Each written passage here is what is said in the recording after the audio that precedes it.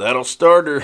So, all right, welcome back to my podcast. I hunt because I'm hungry. I got Mike Pulido here with me, and we're going to talk a little bit about his absolutely insane buck that he shot here in Kansas a few years back in 2020. And if you'd like to introduce yourself a little bit.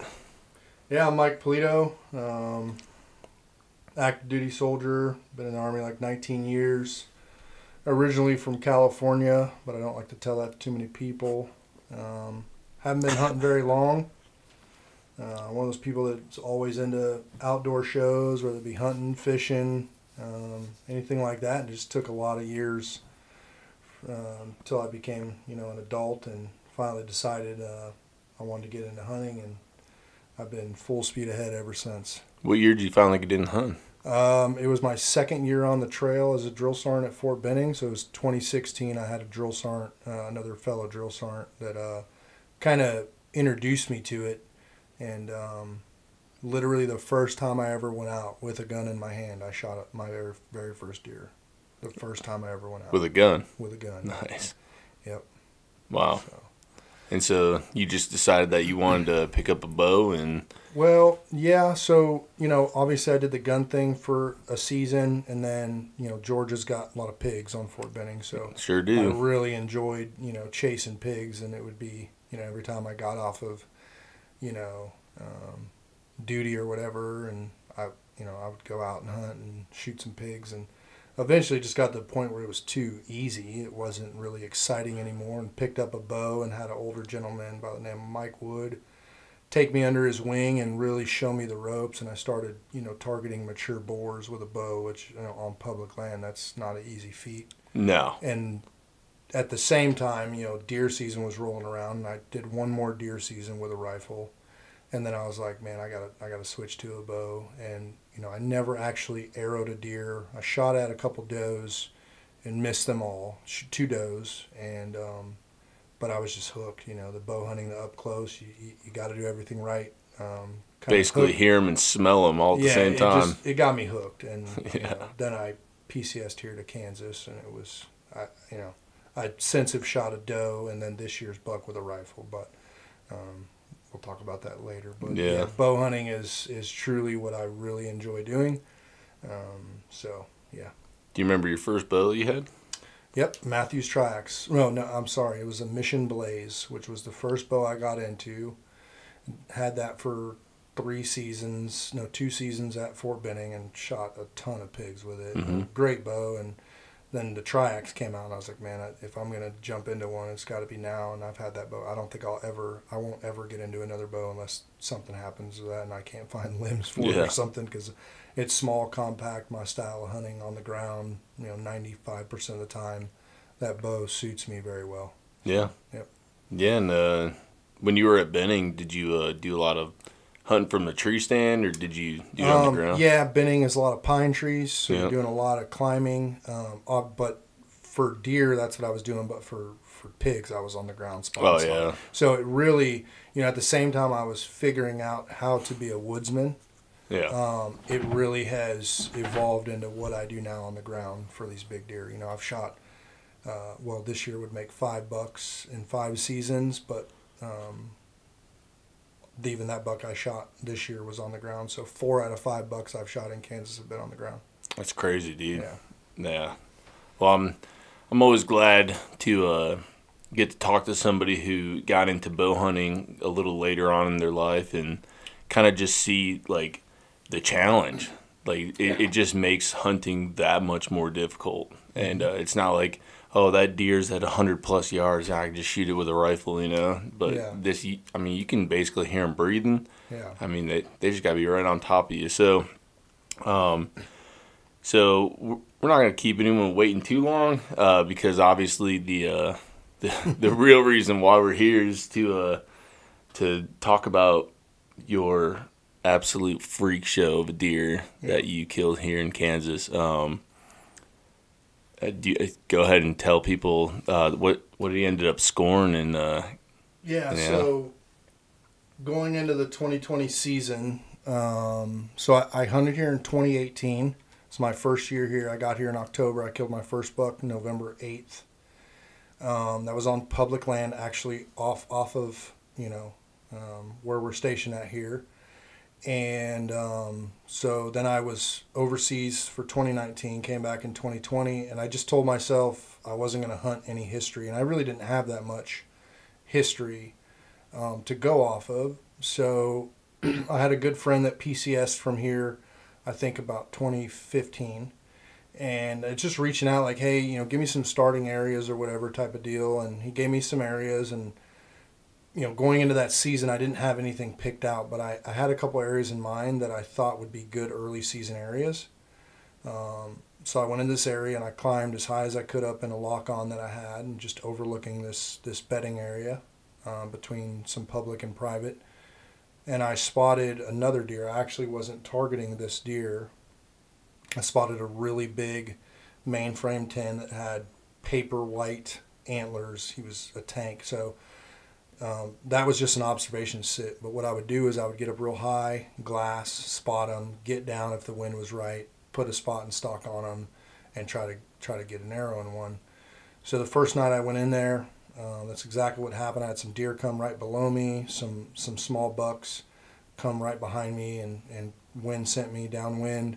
And I had some does, and then those bucks ended up working around me and getting into this bottom and start sparring and stuff. And I was able to stalk and push those deer away from the deer that I was targeting, and was able to get in there and close the distance in the general area where those deer were. I was using my Onyx maps, dropping pins where I glassed them and trying to basically make small movements, check where I was, and all that stuff. And I ran out of daylight, but at last light I was able to glass to try to just see if I was close to them, and I just ran out of daylight. And I glassed, and what I ended up seeing was this buck. Because you weren't even aware that this deer was in there. No, not at all. You had every intention of kind of going after that other with the 10 point. Yeah, big 10 point. So so this one like fully surprised you. Surprised me. I pulled up my binos my last opportunity with my binos, pulled them up, and I actually saw him rubbing like a shrub brush type tree. But I still didn't understand how big he was. I could just see the mass. I mean, it was just so little light. So fast forward to the next day, we had a little cold front come in, one of those early season, like rainy, misty days, dropped the temps like 20 degrees, and I just knew. And this is October, right? September 28th, yep. So September 28th was the day I actually put an arrow in him. The temperature dropped like 15, 20 degrees with a north wind. Like, that's what you pray for in the early season. Yeah. And I just knew I need to get off work a little early, so busted my butt, got off work a little early, got out there at about 3:30, 4 o'clock, did the same thing. I actually left my lock-on in that tree, so when I actually climbed this time, I left my bow on the ground, my pack, everything on the ground, climbed up with my beast sticks, got up there, and it was probably 4:30, 5 o'clock, and I knew they would get up out of bed early with the conditions. And I ended up glassing the big paper white mainframe 10. So the best look I can ever see of him was a big mainframe 10. And same thing, had a perfect wind, got down as quick as I could, and this time I didn't have any of the deer, so I closed the distance as fast as I could, got in there, ended up having a small 8-point bust me, but I was standing underneath the shadow of a big, I don't know what type of tree it was, but I ended up ranging that buck at like 42 yards, and I understand deer and kind of what they can see and stuff, so I knew that if I stayed vertical to my body, he wouldn't be able to really pick me off, and he never did. So I ranged him at about 41, 42 yards, I think it was, and he ended up just kind of like one of those bound off where they know something, but they can't really figure it out. He didn't blow or anything. He just they just can't quite pick out what's wrong. Yeah, so I ended up ranging him. I adjusted my single pin to 40 yards, and then shortly after that, it was probably 30 seconds to him, and I just stood there because I knew I was close. I knew their bats were up. I knew, where I was in a good spot where if those deer showed themselves, they would be wide open for a shot.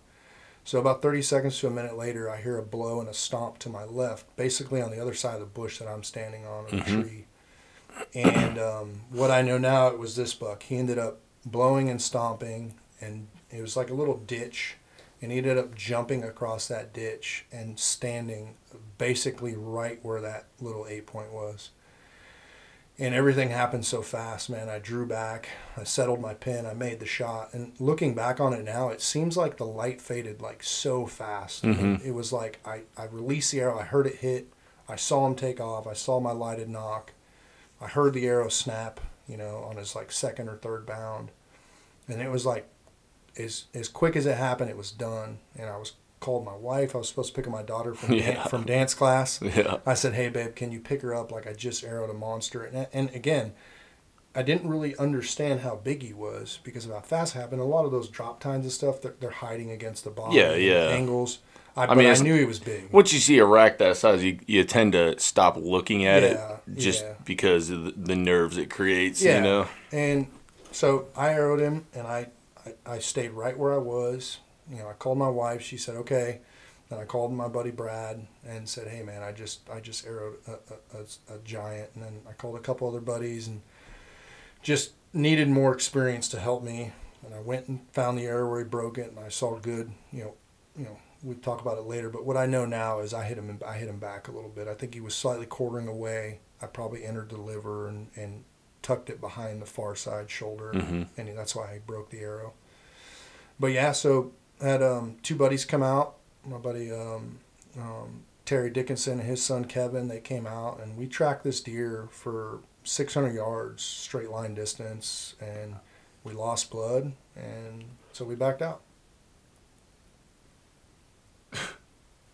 I just can't stop looking at him. He's just... So he's scored 227 and like 4/8 net, and he grossed 221 and 7/8. Good God. Yeah.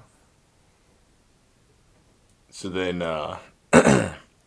so you couldn't find him that night. So Yeah. you ended up backing out. Yeah. And then So pretty crazy what happened, kind of how you found him, right? Yeah. So we backed out, and that night I'd reached out to another local tracker, and it's funny because I have a really good friend out in Georgia, Alabama that tracks by the name of Lyle Avis, and I was there when when he started getting into tracking. I was there. With He's his tracked a dog couple of Saber. my deer.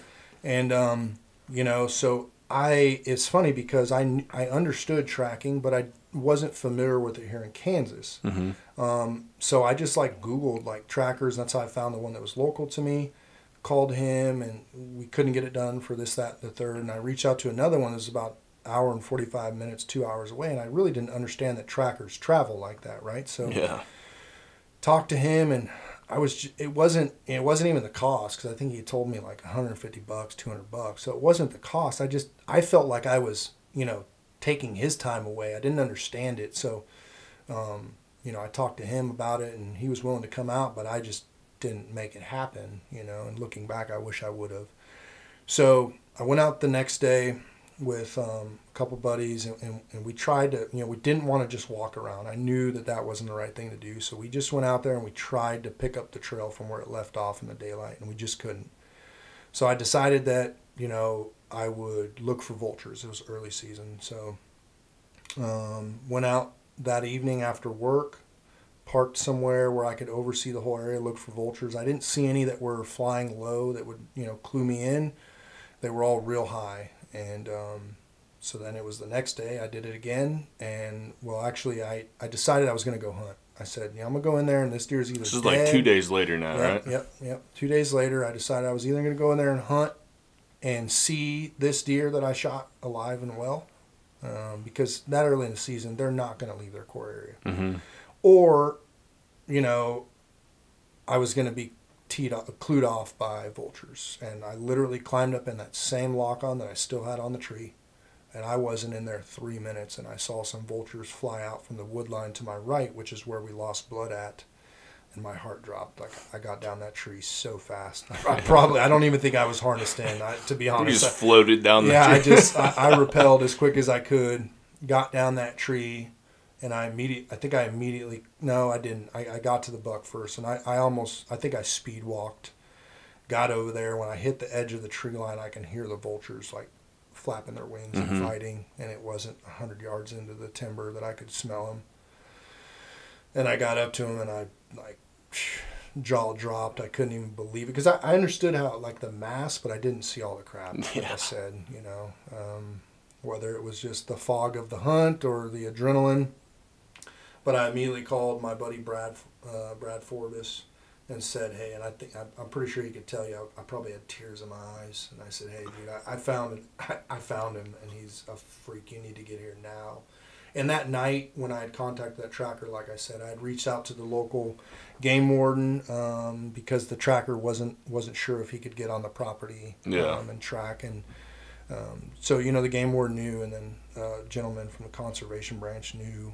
And so it was one of those things where, looking back now, I wish I would have had that tracker come out, because I have no doubt we would have found that deer in 5 minutes or less. Yeah. So at the end, I got my hands on him, but how much further past? He was about 150 yards, and it was in the past where you stopped. Straight direction that he was heading. God. But you don't ever want to just walk through the woods without anything to follow. So we didn't make a bad decision. I'd say I made a bad decision not having that tracker come out, but it's led me to where I am now. So yeah, and he's an absolute freak. Yeah. Like, he's just a monster. He's only, what did we say? He's only 10 inches, maybe a little less from the world record, as 8 point. As a mainframe 8, yeah, he went over 175 as a mainframe 8. But yeah, it's incredible. With as young in my years of hunting, and I'm confident in my abilities on the ground. I feel like I understand deer, and I can move, really well on the ground. And I think I've told you this, when I'm in a tree and a deer comes, especially when you don't see them till they're at 20 yards, my heart rate's racing. But when I'm on the ground, I am so calm. Like, my heart rate doesn't go. I feel like I'm in control, and I think that leads back to my start, which was with a bow in my hand, stalking those wild boars. Mm-hmm. But in a tree, I'm just like anybody else. Yeah. So, No, I totally get that. I mean, last year I was on the ground when I shot mine, and you're right. There's just something about being on the ground. I had a doe come in, and my heart was racing a little bit, because I could hear the tending grunt behind, and she kind of veered off, and then he came up, and it was just like no hesitation. I just saw him, presented a shot, and shot him, and I was like, what the hell just happened? You know? I think it's because you have a little bit of control. You can make adjustments on the fly. Yeah, as opposed to being confined to like a 1 foot by 1 foot platform. I feel like you're hunting that animal at that point, whereas you're stuck in a tree. If that deer veers off the trail that you need him to come, you're stuck looking at him, and there's nothing you can do. But on the ground, you have some control, and you have the ability to make fine-tune adjustments, or put a stalk on a deer that otherwise you wouldn't have the opportunity to. Yeah. So I call it high-risk, high-reward hunting. So they sure can be, clearly. Yeah. Let's just be real. You'll probably never top this buck ever again.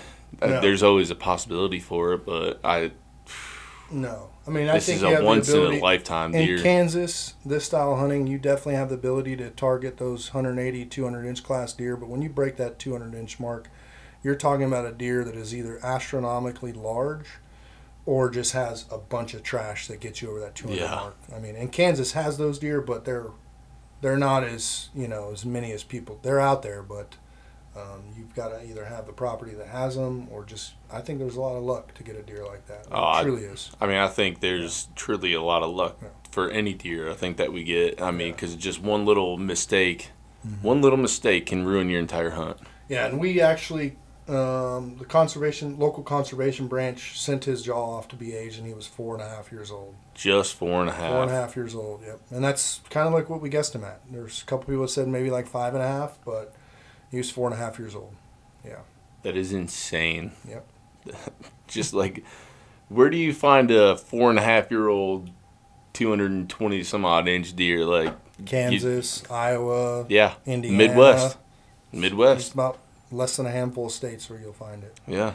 And it's pretty unreal to be able to hunt here. I think the first conversation you and I had when I got here last year, you said, just be patient.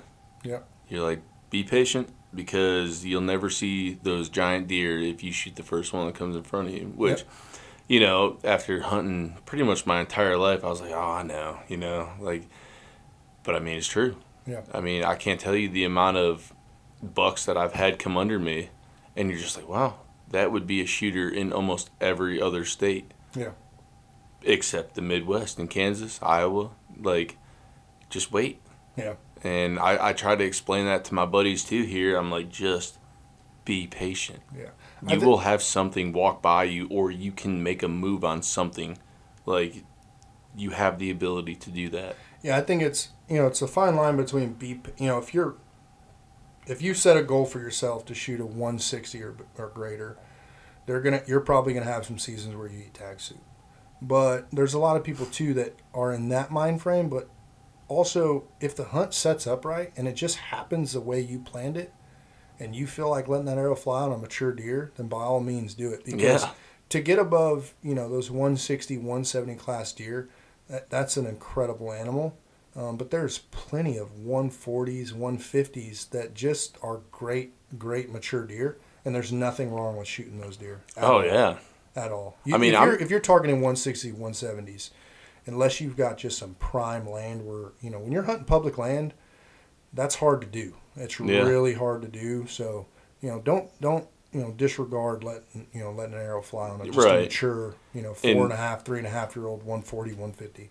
Don't get me wrong. I have nothing against people shooting a spike. I don't honestly care. Yeah, shoot what makes you happy. If somebody wants to let an arrow fly, like I was in Alabama my last year down in Georgia, and I spent my money on the non-resident tags in Alabama because I tagged out in Georgia. I'm like, I'm not done hunting. I want to go hunt. You know what I did? I shot a little spike. Yeah. Why? Because why not? I've never shot a deer in Alabama. I was like, dude, this is freaking cool. Yeah. And he was the first deer that walked under me. I said, screw it, I'm gonna let it fly. Yeah. And I did. And I was just as excited about him as I was about shooting any of my other bucks, Yeah. So again, like, we're not trophy hunters or anything, but if a trophy presents itself, you can't tell me that you're not going to want to shoot it. We hunt to target the trophies, right? But at the end of the day, we're going to shoot a mature deer if it gives us the opportunity, and the hunt, pans out right. It's just one of those beautiful setups where, like my buck last year, was first day of the snow, first snowfall, huh? Yeah, first snowfall. I set up in an area, and I actually got a phone call for a track, which we could probably talk about later, but I got a phone call, and I'm literally sitting on the phone whispering underneath this cedar tree, and put the phone down, hung up, and rattled, and it was 2 minutes later I heard a grunt coming right where I thought they would come, and he was at 15 yards, and he was big-bodied, mature, definitely older than this one. He was probably a 6-year-old deer. All broken up, too. Yep, and he ended up going I think he went just over 140, and he was a great deer. And the hunt just set up perfect. It was one of those situations where I was right outside of a bedding area. I rattled and everything, and I let an arrow fly. So I was totally happy with it. And I shot a deer like this. A lot of people expect that I'm just going to shoot these giant deer. Yeah. No, I'm out to have a good time, spend time in the woods, and shoot mature deer. Yeah, that's my goal. Yeah. So because at the end of the day, obviously, like all the old guys always say, you can't eat the horns. Yeah, you can't. You're 100% right. But bigger horns put a bigger smile on your face. That's for sure. Right. And again, just to add a little something on top of that, people are like, oh, well, you shoot the first thing that comes in front of you. If you're just hunting for the meat, it's like, well, let's just stop right there. Because for one, if you're going to target a bigger, more mature deer with a bigger rack, 9 times out of 10, it's going to have a big ass body on it. Yeah, it's gonna yield more meat. Yeah, correct. And people are like, "Oh, you're just trophy hunting." Well, if you want to call the meat the trophy, then yeah, I am. I'm a trophy hunter for the meat. The racks are just the additional thing that makes me smile. Yeah. And I've been hunting since I was probably 8 years old with my dad growing up. And I got my first bow at 12 years old. Yeah. I went out there. I didn't shoot my first deer with my bow until I came home from basic training. Yeah. I was 20 years old. Yeah. And I shot my first deer finally, and it was a doe, and I couldn't have been happier, So it's all about what makes you happy as a hunter, and again, if you can shoot a buck like that, it's just kind of a testament to your hunting abilities to be able to shoot a deer of that caliber, because he didn't get that big for no reason. No, I'm very confident on the ground. Like I said, I think if the conditions are right and there's a mature deer, I'm very confident in my abilities on the ground. And I've done it numerous times where, if I'm out there stalking and there's a young buck, I use it as a practice. I will purposely get as close as I can. And I'll even practice draw. Yeah, I enjoy watching deer. I enjoy paying attention to their body language, because you need to understand how deer move and how they operate and how they act, in different scenarios. And you're not gonna be successful if you only do that on the specific deer you're targeting. So, I mean, if I got does, I try to get as close as I can to does. So, it's tough. And these Kansas deer, a lot of these bigger deer, you're targeting in some areas where people wouldn't think. And it becomes hard because you're very exposed. So, and then you got public land where you've got to wear orange. And I don't know how people feel about orange, but I hate wearing it. And so you fight that, where you're wearing orange and you feel, you just feel exposed. Exposed. Even though they're colorblind, you just feel like they're going to be able to pick you out, Yep. And so that plays through your head, But yeah, it's I love being in the outdoors. It's peaceful, it's tranquil, and you get to forget about all life's problems, and whether it's a successful hunt or not, or so. We're gonna bring it back to this big buck for a second. Can you remember the first thought that came through your mind when you let the arrow go on this guy? Yeah. So again, I couldn't really make, and it was maybe I was focusing on the body, my aim point. Mm-hmm. And I remember letting it fly and then just watching my lighted nock and watching the deer run. That was the first moment I felt that I knew kind of how big he was. And even when I made the call to my friends, I told them I think it was like a 170, 180, I think is what I said. Because I didn't see all the trash. I mean, you don't really see that until you get up and close in person. Now, had I been in a tree where you're watching it from a distance, but on the ground, everything happens so fast. So, and then also, I mean, not even knowing that this guy was in the area. Exactly, It's not like you scouted this area to where pinpoint a certain buck. I had no cameras in there. I wasn't running cameras in there or nothing like that. So I had zero history with this specific deer. But when I let the arrow fly, I thought it was a really good shot. And it was. Looking back, it was probably a liver single lung based on his quartering away angle. What I know now, it was definitely liver. So I think it was liver single lung. How long did you end up giving him? So I went to where I shot him, and I found the dark red blood, which is liver blood. Yeah. And then I followed blood up into where I found the broke arrow, which was like 25 yards, and there was a big pool of bright red or dark red blood there. And then I saw where he went into like this big tall, it was kind of like cattails, but it wasn't. It was like literally a wall. And I never went in there until my buddies came. And then when we came in there, we could literally it's literally like you're laying this stuff down, and we could see where the deer kind of went, and we could see all the blood brushed up against it. So we basically followed that till it got to the other side, which that was about 400 yards. So like I said, it was about 600 yards straight line that the deer ran. And when it came out the other side, we only picked up about another 50 yards of blood. Got to pin drops and then nothing, and we decided to back out at that point. Jeez, man. Yep. That's crazy though. I mean, you try to do the right thing, you back out, and there's always those times where, well, if I just went like 20 more yards, if I just went like 30 more yards, he's laying right there. And then here in Kansas, you're fighting if I let it lay too long, half the damn thing's going to be eaten by coyotes. Yeah. That's the other problem here. And I mean, we'll just tell everyone right now that you're a deer tracker. You have your own tracking service and everything too. And I mean, how many times do you walk up on a deer that's half eaten already, and they're like, "Well, I only let it lay for 3 hours," and it's like, well, geez, man, that whole ass is eaten out of it. Yeah, it's funny how that works out, that I'm now what I needed then. Yeah. But yeah, I tell a lot of people that call me out for tracks, when they break down the shot and I ask them all the questions and I lay out the scenario that I think we could be facing.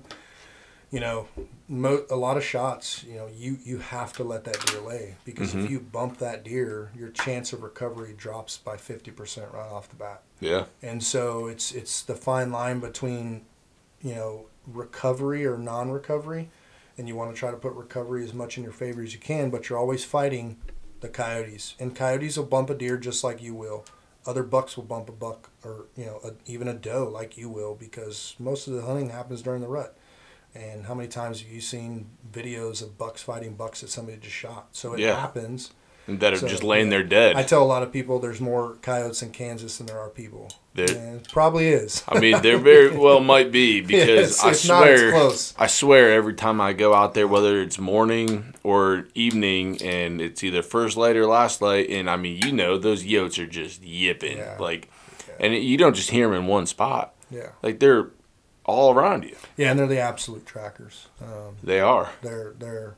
And here's the other thing. I went on a track a couple of days ago, and we ended up tracking the deer about 1.6 miles, and we determined the deer was fine. It was a high shoulder shot, typical high shoulder shot. The deer's fine. And what I explained to the guys, they had bumped this deer about 3 times, and 2 to 3 times. And what I explained to them is, the analogy I gave them is, you know, if you want that deer, the ideal situation, that buck goes, or deer goes and beds down within 100, 150 yards. And what you have is, you have a trail of only 150 yards that a coyote needs to walk through to get on that deer's trail. If I bump that deer another 400 yards, well, now I'm at 550 yards of a linear trail that a coyote can walk through and pick up that deer's scent. So there's a lot of thought that has to go through hunter's head of what he's actually doing when he bumps a deer. It's not just you're bumping a deer and now you're not going to find him because he's gone so far, and now he has that much more area to cover and hide and die in. Yeah. It's understanding how dogs and canines pick up trail of wounded deer. So if I make a long straight line trail for a coyote to walk across, well, I have a higher based on probability, right? So, you know, we always want to encourage people not to bump deer, because, you know, at the end of the day, whether the coyotes get the meat or not, you know, in the early season when we got temperatures and, you know, a lot of people are shooting more does typically in the early season, our goal is to get them the meat. That is, you know, it should always be the goal. But the reality of it is that, you know, Kansas is a trophy state, and people want to harvest the deer one way or another. And when you make a marginal shot, the reality of it is that coyotes have a chance, and they have a better chance than you do of recovering that deer themselves. Yeah, because you got to let it lay. And, I mean, it's their house too. Yeah, like they know where to go, and they know where the deer hang out, and oh yeah, and they'll pick up on a deer trail. You know, they can sense when a deer's sick. Yeah. So I promise you, when that interdigital gland is pumping, and they can tell when a deer is stressed. They're going to pick up on that deer better than any tracking dog in the world. Yeah. So, I mean, that is their sole purpose in life, is to scent track. Yeah. So, and that's what they do. Yeah. Many deer, based on the situation, I do not like to track a deer inside of 8 hours. I just don't want to do it. Now, very few situations will do it other than that, but most tracks happen between the 12 to 24 hour mark. Yep. You know, if you tell me you've got a gut shot deer, I want to wait. My prime time is 18 hours. I want to let that deer, because they can live well beyond that. So if we go in there and that deer's still alive and we bump it, our probability of recovery just drops. Now, it depends. If it's super sick and it can't go far, then. I mean, I agree with you when it comes to that. I had this guy from out of state. He called me to come track a deer for him too, and I was like, "Oh, what time did you shoot him?" "Oh, right at first light." "Okay, it's 10 o'clock in the morning." Yeah. I was like, "It's been like 3 hours." Well, I'll be there at like 5 o'clock, 4 o'clock tonight. Yep. And he goes, "Oh, I can't do it. I'm leaving." I said, "Okay, well, just understand that it's your call at the end of the day." Yep. But we have a very slim chance of finding this deer. Yeah. And if you say, "I don't know where I shot it," well, that doesn't give me much to go off of either. Yep. And when you're telling me, "Oh, it was just a little too dark. I don't know if it was a good shot or a bad shot," and I'm like, "Oh man," and it just comes into the hunter's ethics. It's like you gotta know where your shots are. Are we going to make bad shots? Yeah. Yeah. Yeah, we're going to, especially with a bow. But at the end of the day, know how much time you have left. Mm-hmm. If you can't have a good shot, don't take it. Yep. As much as it's probably going to hurt your soul and your pride for a long time, for months. Listen, it's better to just not take the shot. Yeah. Let the deer live unless you got the most perfect shot. And you're like, well, I know I can make this shot. It's 20 yards, perfectly broadside or quartering slightly away, and I can squeeze it up there. I've been practicing all summer and all year. Yeah. Which is another big thing that you and I have talked about. Mm-hmm. But they got to know, like, hey, if I don't have time to let it lay, then I just can't shoot it. Yeah. And he was like, I got to be out of here by noon. I'm like, bro.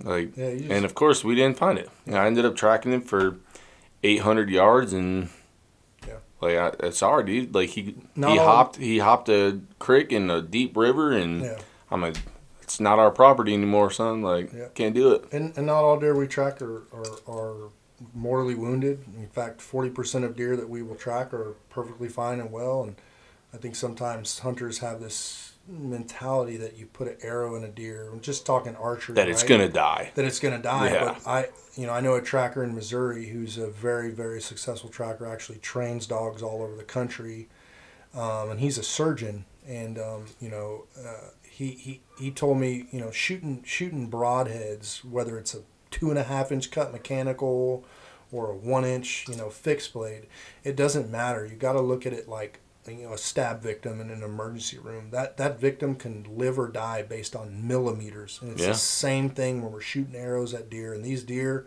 can survive single lung shots all day long. They can survive, Which is another thing that people don't understand is the angled shot that they're taking. Oh yeah. Like they're like, well, I know I got lung. I'm like, well, what was the angle? How far away was he? Yeah. And what was the quartering angle? Because if you shot him too far back and you only got that one lung, like, listen, dude, they can survive for months until they die of infection. So, like, or they just live. And these Kansas deer, they're tough. They're burly. They're heavy. They're fighters. I mean, most of the time when you shoot a mature buck in Kansas, you're going to see fighting wounds and cut ears. Oh, yeah.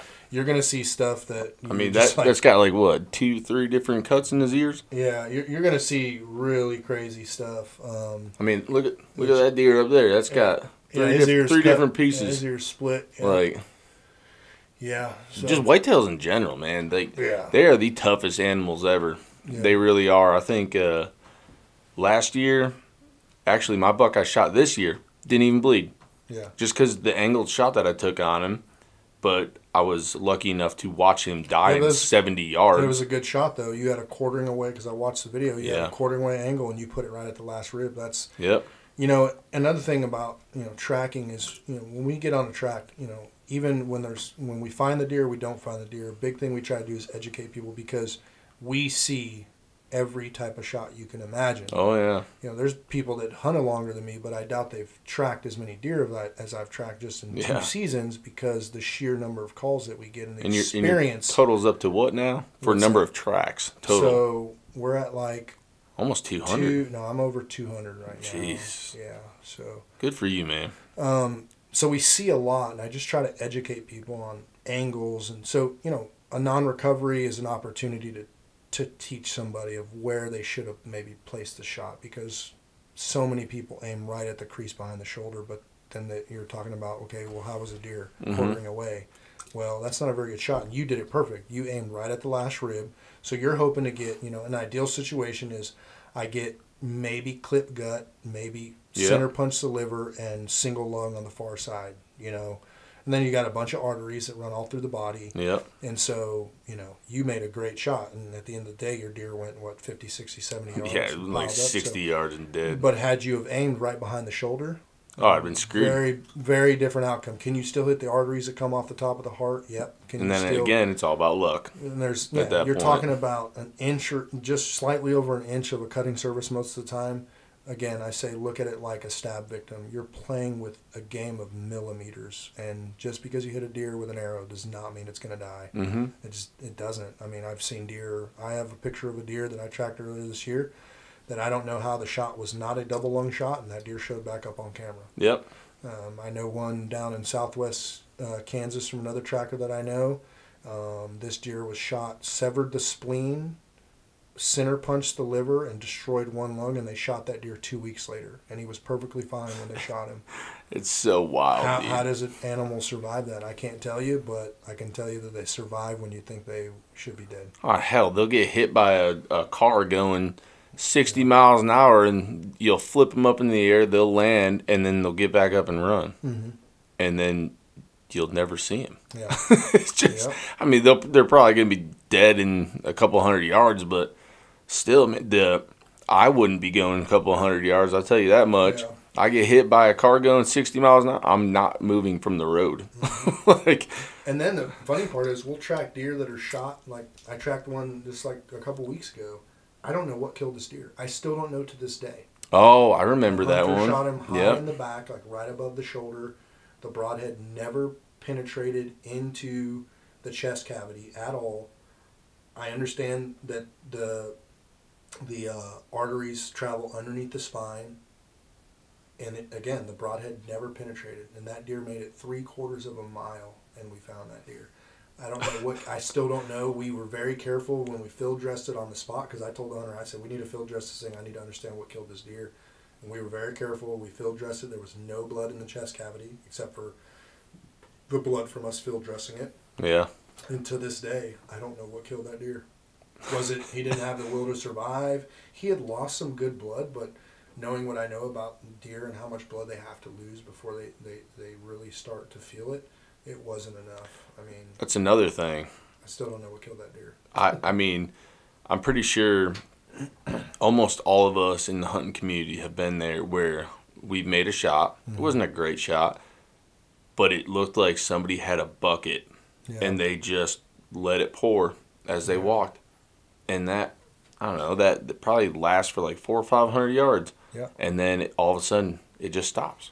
And you're like, what the hell? Sounds like a shoulder shot or brisket shot to me. We've all been there. And you're like, you don't understand the amount of blood that these deer have to lose, or what has to accumulate in their body, like essentially just bleeding out from the inside. Internally, Like I said, because my deer never even bled because of the angle, and it hit far shoulder and just never came back out.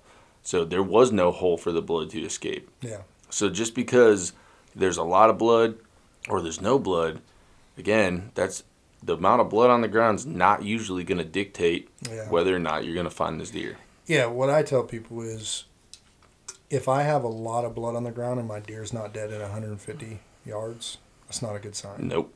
It tells me it's typically like brisket or deep muscular wound, because if I've got that much blood and the deer hasn't fallen over dead, I obviously didn't hit something really, really vital. So it tells me I'm probably in a deep muscle or chest, like a brisket shot. It's kind of like that giant that Chris's buddy Dom ended up shooting. That wasn't a lot of blood though. No, but it did bleed for quite a long ways. We had blood at 1,400 yards where we called the track, and I was very confident looking at the blood. It's bright red, watery. That tells what I call a superficial wound, kind of like your exterior skin. And not to mention he's back on camera. Checked. Yeah, he's back on camera. Yeah, good. Yeah. He sent checked like 3 different bedding areas, and he hit the only thing I scrapes. saw one scrape. I saw where he literally stopped at a scrape. Yeah, and whether he Chris told me he was checking scrapes and all sorts of shit. And when we're tracking deer, we're looking at a couple things. So I listen to what the hunter tells me he believes he hit. Does the sign coincide with where they think they hit, right? Because seeing so many, you understand, okay, if a deer's hit here, this is what the sign should tell me. Yeah. And then I really pay attention to the way the deer is moving. I always say dying deer don't make conscious decisions. Right? So based on the way a deer is moving will tell me a lot.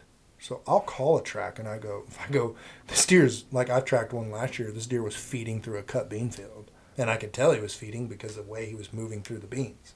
and there was good blood. He was just not clotting up. It was probably a brisket shot. And we ended up getting, actually, no, I don't remember where he was shot, but we got that buck back on camera like a month later. They sent me a confirmation of life. So, Yeah. you know, there's a lot of things we look at, but. Yeah, and kind of like that, I think you and I both had a track that one night you called me, you're like, hey, man, can you take this track? I was like, yeah, sure. And we both ended up tracking bucks that had arrows with the lighted nocks still in them. Yours was actually breeding a damn doe when you got up to it. Yeah. Crazy things happen. Like, yeah, these with the arrows still sticking in them, both of them. Yeah, crazy things happen in the woods. There's no rhyme or reason. Another saying I heard from a veteran tracker by the name of Al Sherman. He's kind of like the godfather of tracking. If you're a tracker, you know who Al Sherman is. He says, never say never and never say always, because you'll be wrong 99.9% of the time. So I don't ever want to go into a track with a preconceived notion that I think that this or that and the third, because you'll just be proven wrong 99% of the time. Yep. It's just a fact. And we get overconfident. Like if somebody tells me, hey, I know for a fact I gut shot this deer, I got gut on the arrow, and I never went in and tracked him, backed out. I'm very confident. I'm 99.9% sure we're going to find that deer because I didn't bump it. But there's always a small percentage another buck bumped it or coyotes, but they're typically dead inside of a 300-yard bubble. But I've seen, you know, gut shot deer far back in the intestines live for a couple days. Yeah. So you can never say never and never say always. And another key thing to watch is your dog's attitude. Like your dog will tell you, like 95% of the time, your dog will tell you what's actually going on, or if you're going to find this deer. Yep. Because you and I have talked quite a bit. Like once your dog starts getting kind of like, nah, I don't really care about this track anymore. One, that means the deer is not putting out the same amount of sign, which means he's probably going to be okay, at least for a little while. At least while you're there tracking it. Yeah. And, you know, another thing is, you know, during the rut, the same scent that we're asking our dogs to track, which is that stressed interdigital gland scent of a wounded deer, is the same scent all the bucks that are out fighting, all the does that are being harassed and chased, it's the same scent. Yep. There's no different. They don't have the ability to say, this is the I'm dying scent. It's simply a stressed interdigital gland scent.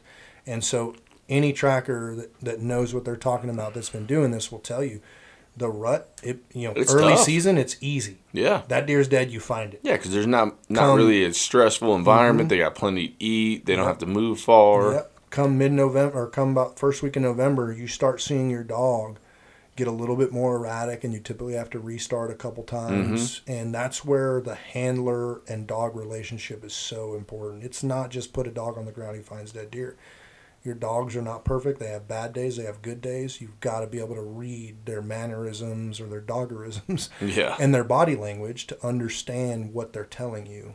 Because if you think you're just going to say, put his nose on the ground and say, find it, you're highly mistaken. So, yeah.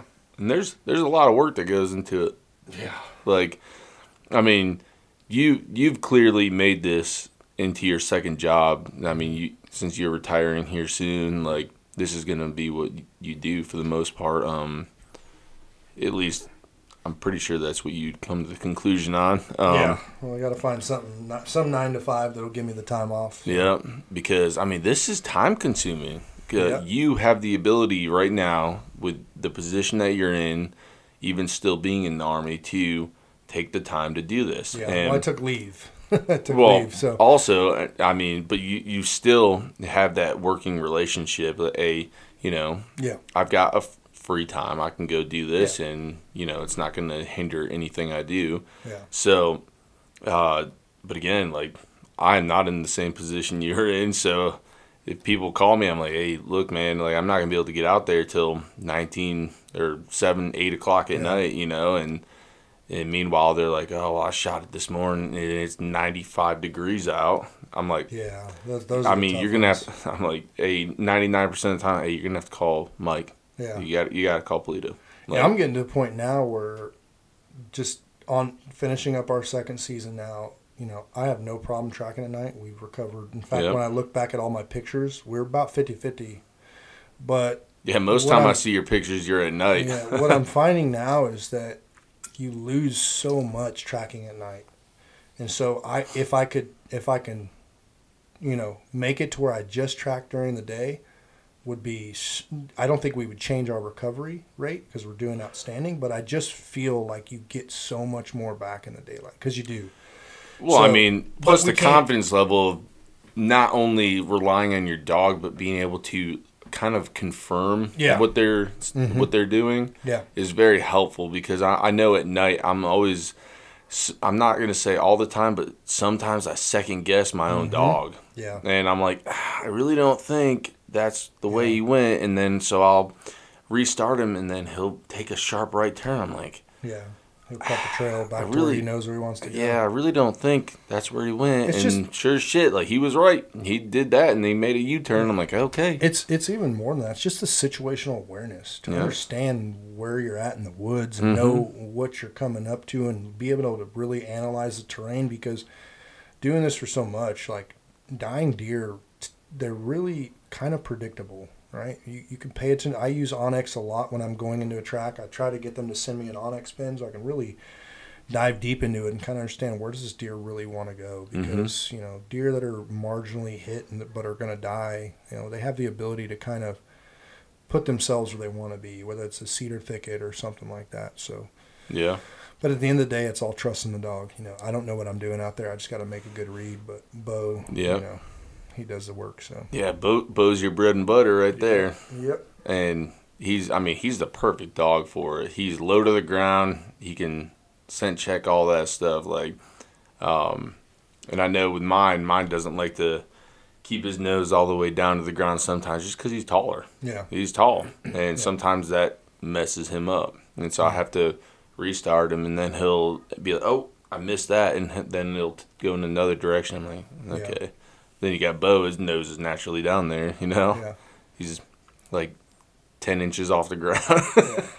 But going back to the deer, I still, there are days when I just sit in the house and I got him on the pedestal and I look at him. I just think it's wild how it has evolved from me shooting that deer, not having a tracker come out because I really just wasn't educated in it, thinking back about Lyle in Georgia and just making that decision because after this happened, I called Lyle. It was probably every week and I was like, dude, I'm going to do this. I'm going to do it. And it took a year and I was overseas and I told my wife, I said, babe, I'm going to get a dog.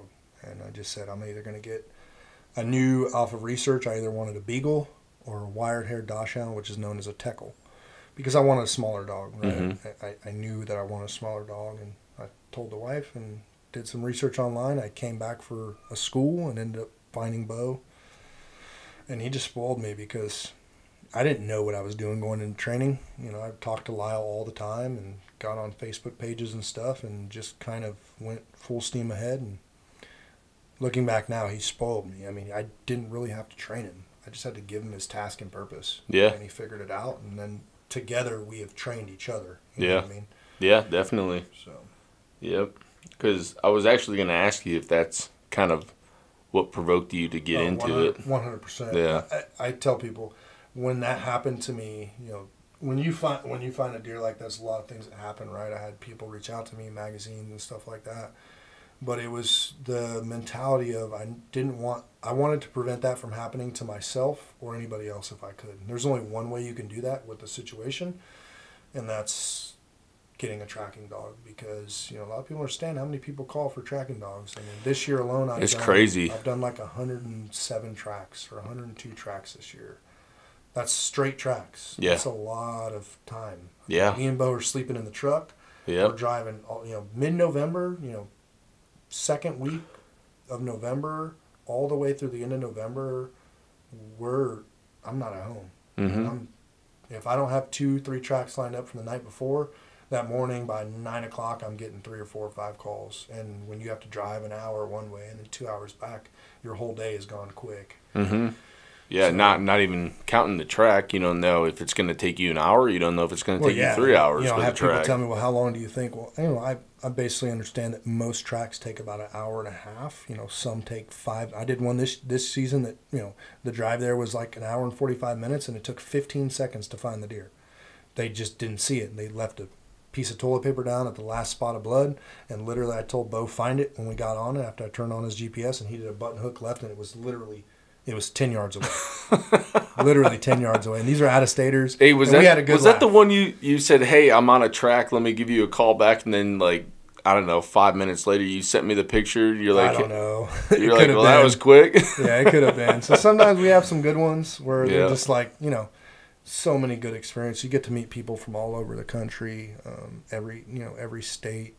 This year was a big Wisconsin state. I had a lot of people from Wisconsin, out-of-staters come. Last year was a lot of like Florida.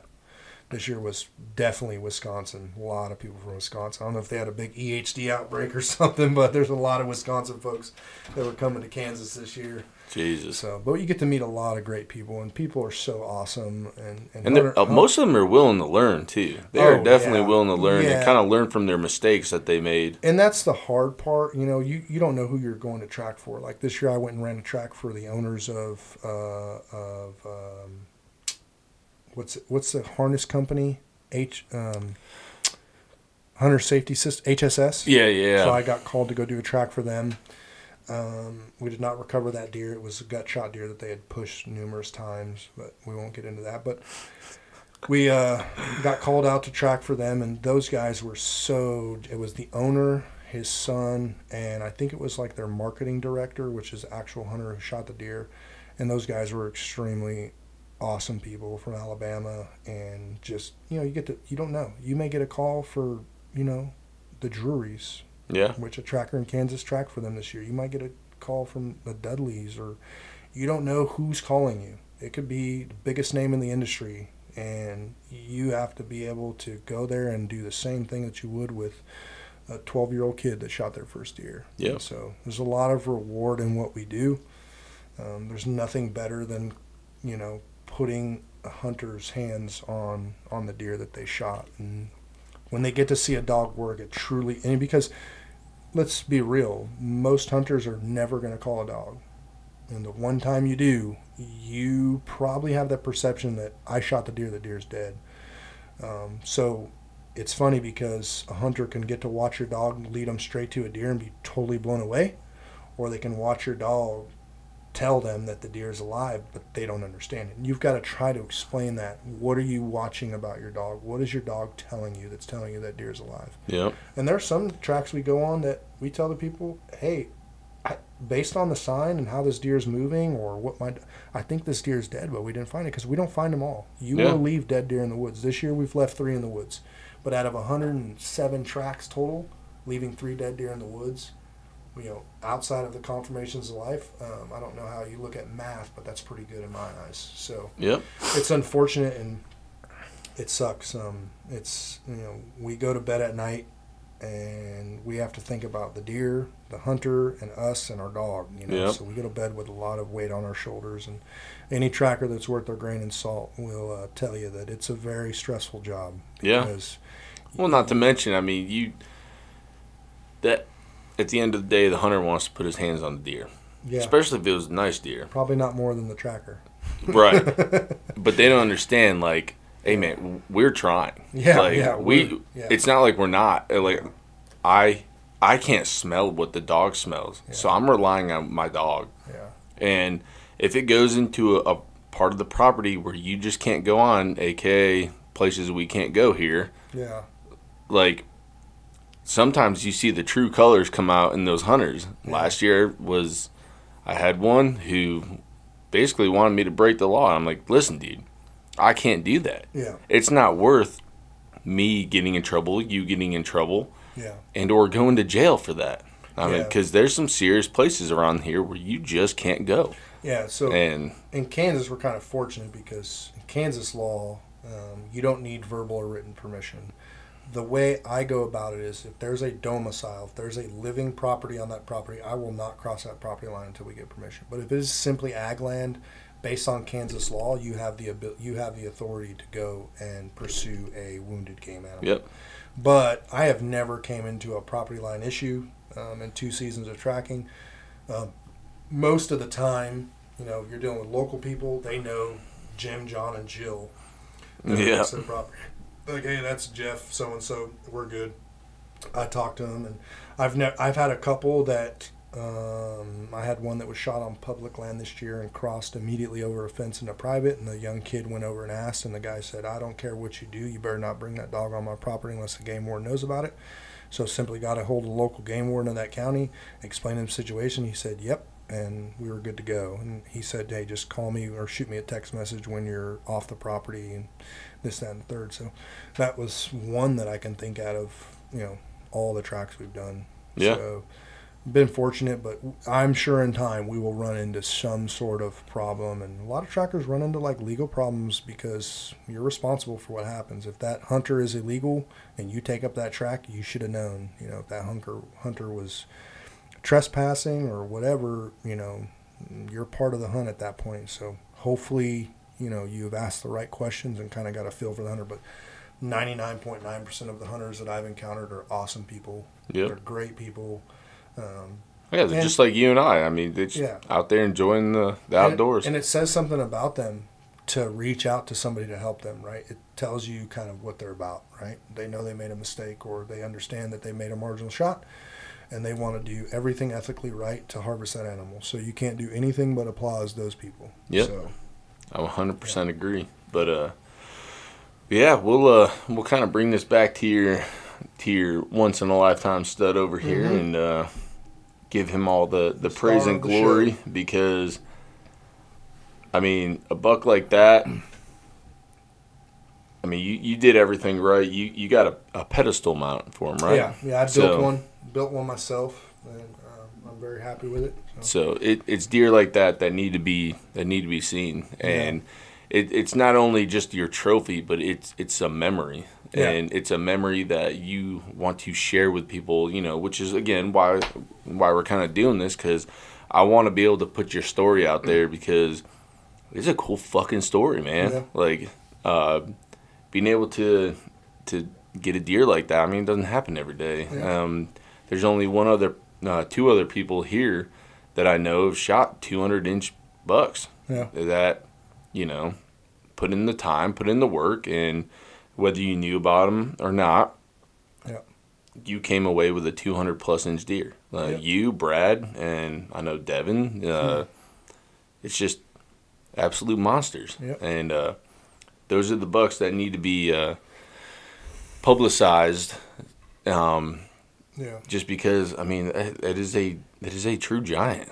Yeah, and looking back on the whole situation, I think back about that I only been hunting at that time 4 years, and only my second year with a bow in my hand. An incredible feat. Yeah, it's kind of a lot of luck and just like a blessing, but I wish I would have understood like the hunting industry at that point, especially the bow hunting industry, because immediately when it happened, you'd be surprised how much negativity there was. Oh my God, you didn't find the deer till the second day or whatever it was. And then, you didn't find that deer. You just walked up on a deadhead. And it's like, man, you guys don't even know the whole backstory. You don't know that people were contacted and all that. And you see it today, guy shoots a big deer and everybody, there's those few people that want to be negative. And it doesn't help that you have stories in the industry like the C.J. Anderson. I'm sure you're aware, right? Everyone's aware of him. Talk of the town. It gives a bad rep on what hunters will do for big deer. I tracked a deer this year in this state that was an absolute monarch. It was pushing 240 inches, and that deer ended up being, the hunter thought it was dead, and I told him I don't think his deer's dead, and his buddy ended up shooting it a couple weeks later. And even his story, he reached out to me after his buddy shot it and told me that, it was alive. You were right. And the negativity, he had people stalking him, like taking pictures of him in his vehicle at a local store in his small town, trying to pinpoint where he was hunting. Had I known That's crazy, the stuff that people will do for these big deer, I wish I would have kept quiet, where he was killed and all that type of stuff. But I was young. I was immature.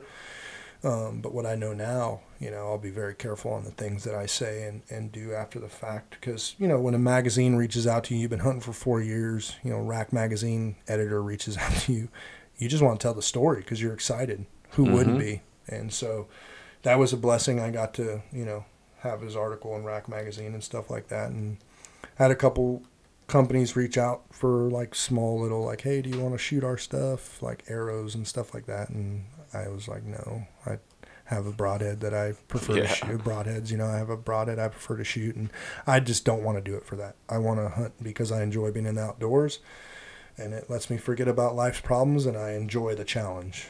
Yep. So, I mean, couldn't have said it any better myself, man. Yeah. That's the sole reason, and, you know, got into filming because I just wanted to be able to look back at my stories. Yeah.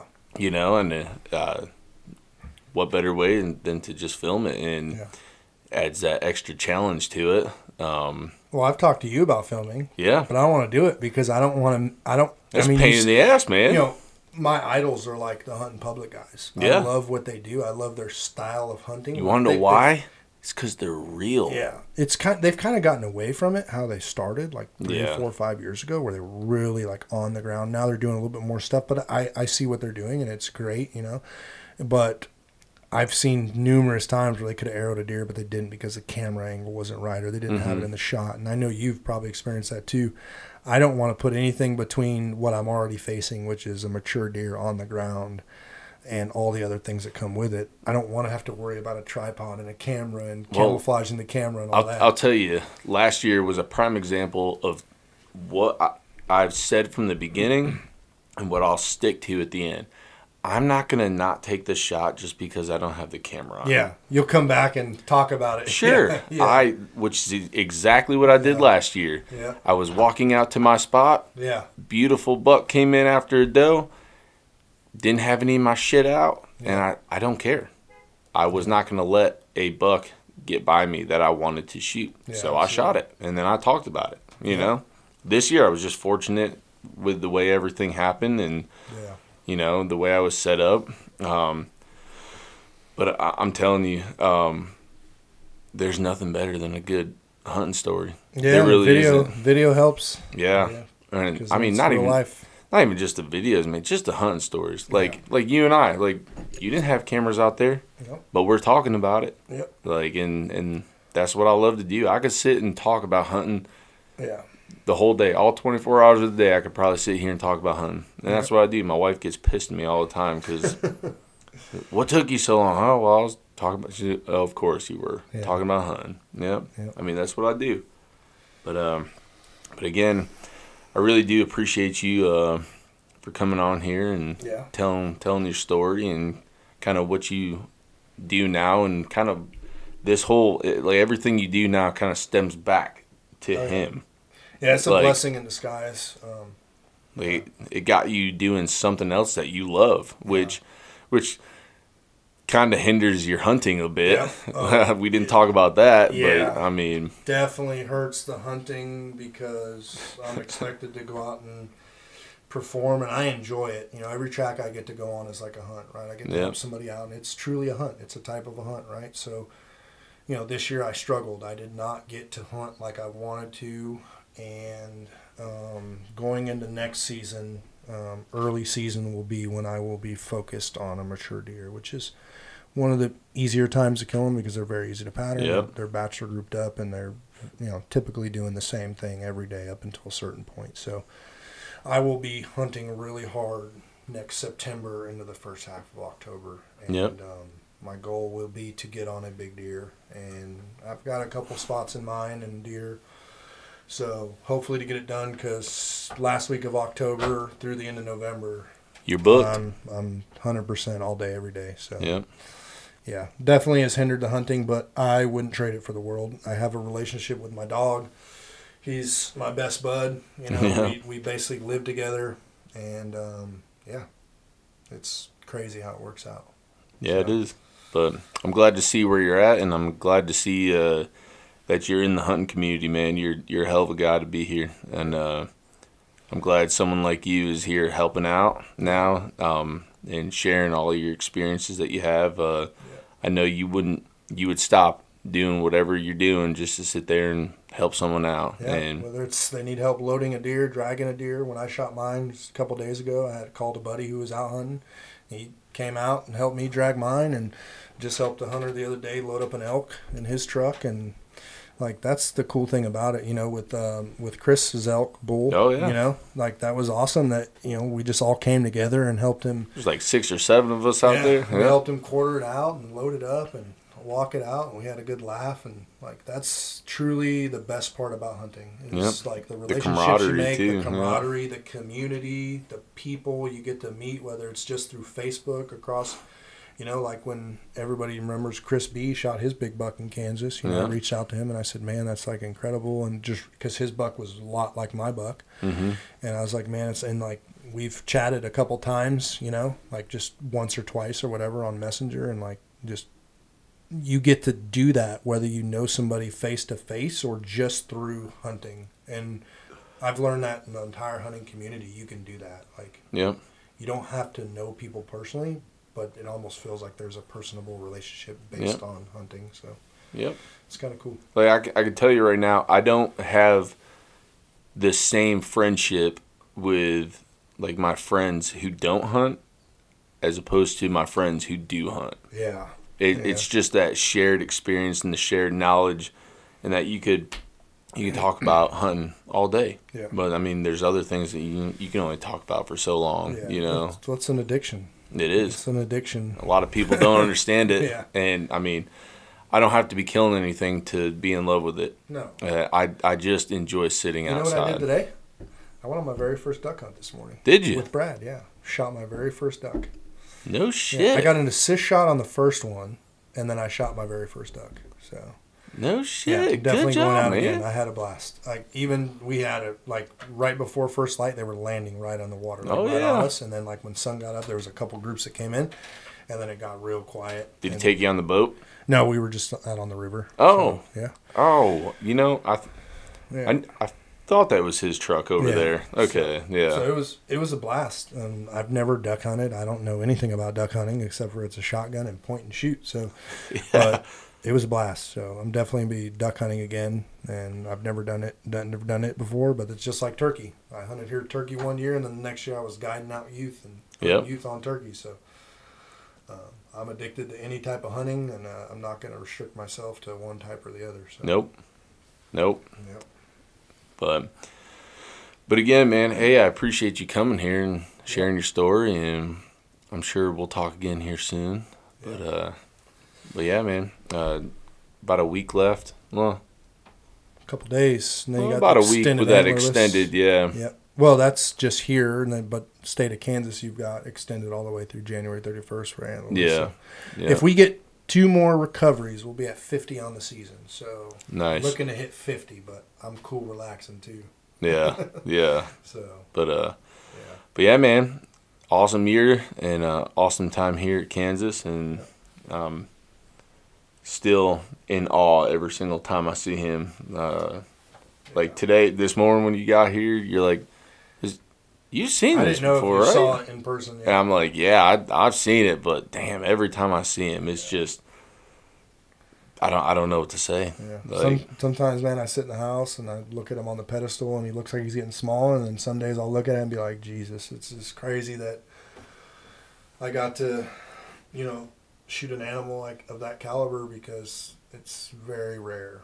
Like, I mean, anywhere in the world. Until you get into high fence stuff, like that's an animal that they just don't come around. Yep. So. But all right, man. I will see you soon, and thanks again. Yeah. So appreciate you having me. Yeah, man.